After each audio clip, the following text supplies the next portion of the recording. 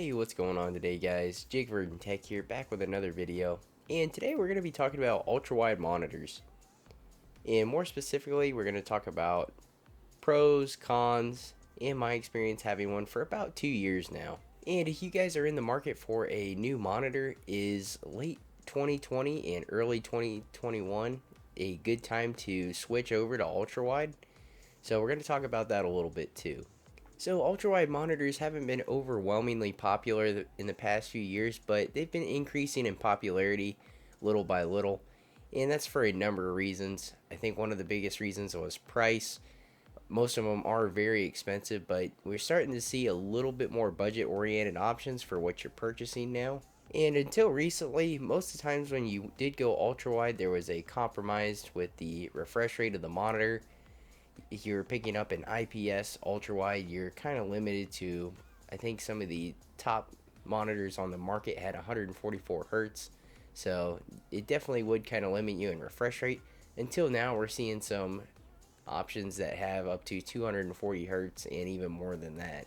So as far as the ultra wide monitor that I've been using for the past couple years, I've been using the Alienware AW3418DW, which has been a really great monitor. It's a 3440 by 1440p resolution, 100 hertz or 120 hertz overclocked. It's been a great display. It's not the fastest display on the market, and it's definitely not the latest and greatest, but I have greatly enjoyed this monitor, and I can't really see shying away from ultrawide. I've really come to love it for a number of reasons, both productivity based and gaming. It's just been overall a really good experience for me. It definitely is a preference thing though. Not everybody likes the curved ultra wide monitors. Although I've come to love ultra wide and I'd have a hard time switching back to a different monitor, ultra wide definitely isn't for everybody. It's definitely a preference thing for a lot of people.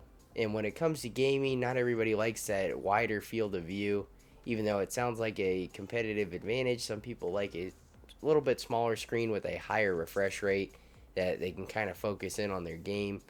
And a lot of content creators prefer just a regular flat IPS panel that doesn't have any sort of curvature to it, because a lot of them think that it kind of messes with the geometry of what they're working on. And personally, I haven't found any issues with that.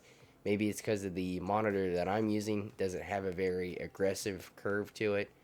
But I mean, I've done a huge mix of gaming, content creation, making videos, editing photos, 3D modeling, all sorts of stuff, and I haven't had any issues with a geometrical alter to what I'm working on. So talking about the pros and cons, we're going to start off with the pros of going ultra wide.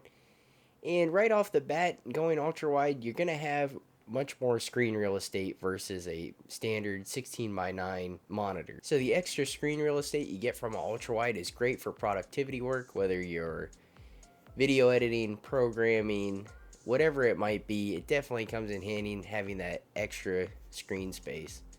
And I have used it for quite a variety of things. When I was doing a lot of web projects and different types of programming, having ultra wide was fantastic. I really like it for video editing. My timeline's nice and big, and it's nice having that big picture for 3D modeling as well. So another pro when it comes to games, you get a little bit wider field of view when you go ultra wide. The 21:9 aspect ratio will give you a bit more range in your field of view when it comes to the outer edges if you compare them to that of a 16:9 aspect ratio monitor. And it also makes it just a bit more immersive, especially when you have a curved ultra wide, and it kind of brings the sides of the monitor in a little bit closer to you. But this all depends on how far away your monitor is set up from you and other factors like that as well, but it is a bit more immersive overall. So talking about the cons of ultra wide, which personally I haven't had too many. Everything's run pretty smooth from when I went from a 16:9 aspect ratio monitor to a 21:9. Everything's crossed over pretty seamlessly. As far as gaming goes, I haven't had any titles that didn't support 21:9, and I've had a pretty extensive library through my Steam account, Microsoft, quite a few different titles that I've tested, and I haven't had any issues with the aspect ratio not being supported, but I have heard other people having issues with some older titles that don't necessarily support ultra wide. And I have heard of people saying that newer titles like Overwatch and I think Valorant was another one that I can't speak for because I haven't played it. But I've been playing Overwatch for quite a while on ultra wide and it does support it. It's all in the settings there. I don't know if it's a native 21:9 aspect ratio or if it's stretched out a bit. That I don't know, but it doesn't look like it's stretched out or they have any sort of cropping.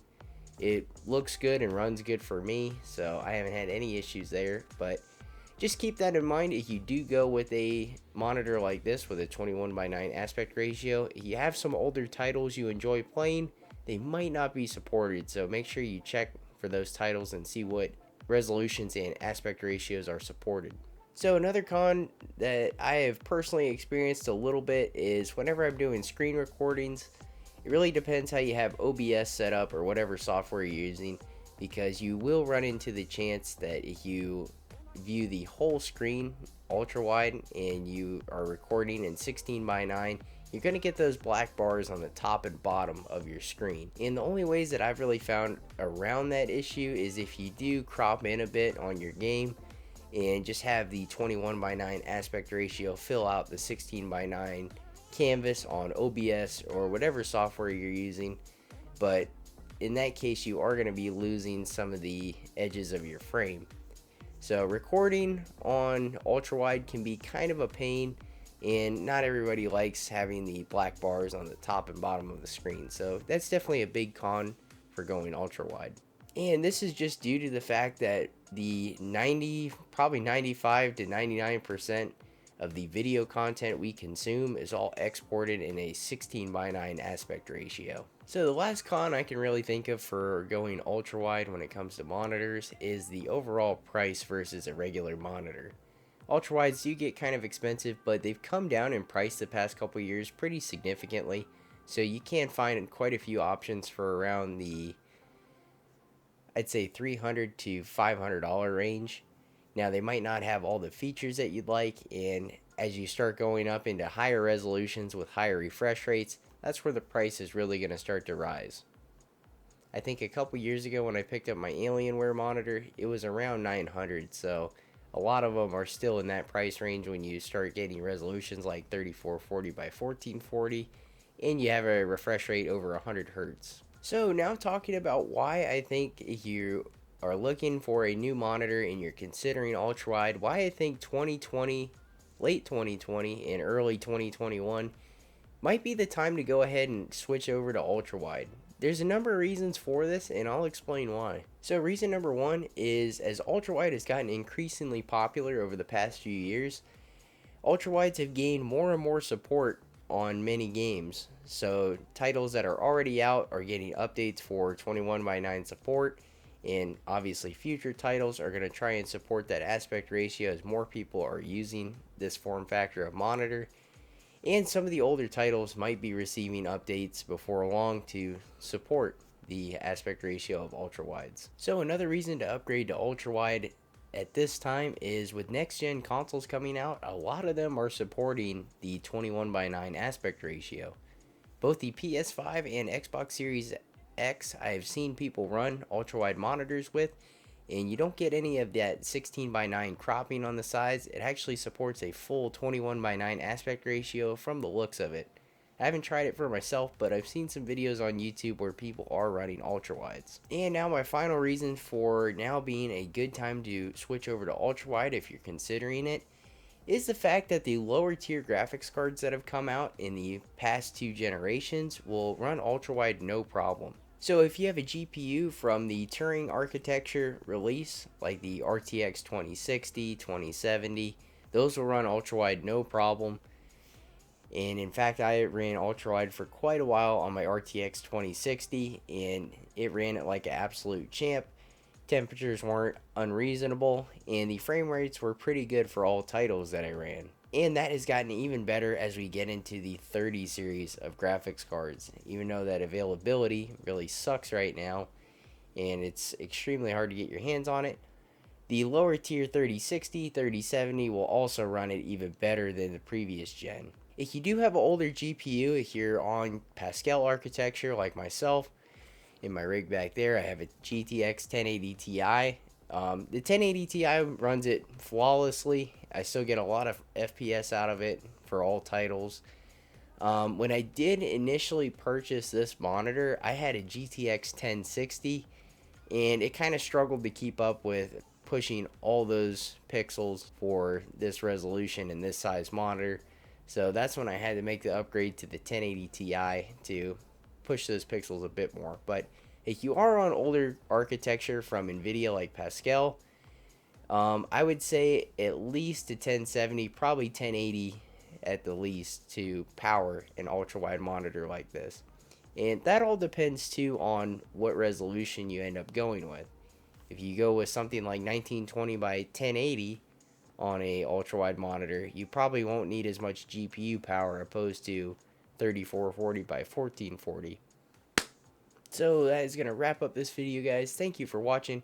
Hopefully this gave you a good insight on ultra-wide monitors and all the information you need to know to make an educated purchase if you are in the market for a new monitor and considering going ultra-wide. So reflecting on some of the things we talked about, I do think ultra-wide is a preference thing, and it's a preference that I've personally come to love. I really enjoy productivity stuff and gaming on my ultra-wide, but it might not be for everyone. So if you do get the chance or know somebody that has an ultra-wide, I would definitely try it out first, because I know for the competitive gaming category, a lot of competitive gamers don't really like an ultra-wide monitor. So if you're in that category of user, you might want to try one out first before you purchase one. And like we had just mentioned, I think now is definitely the time more than ever to switch over to ultra-wide if you're considering it, being that the lower tier graphics cards that are coming out and the lower tier graphics cards that we saw in the previous generation run it no problem, and our next gen consoles also support the 21:9 aspect ratio. So this definitely makes going ultra wide much more justifiable. So lastly, some things for thought if you are kind of on the fence about what resolution to go with, what refresh rate, what size ultra wide monitor to go with, stuff like that. I really think the sweet spot for these monitors is anywhere between 29 and 38 inches. My Alienware monitor that I've been using is right at 34. And as far as resolution goes, pixel density is a big factor. So when you get a ultra wide monitor and you're stretching out that display, the pixels are obviously going to be stretched out in different size. So a resolution like 3440 by 1440 is key in my opinion, especially if you're doing a lot of like video editing, photo editing, stuff like that, more content creation stuff. The higher resolution is definitely worth going with, because you're going to have a much sharper image and the pixel density won't be an issue. But if you're on the other end of the spectrum where you're just gaming, 1920 by 1080 will be okay.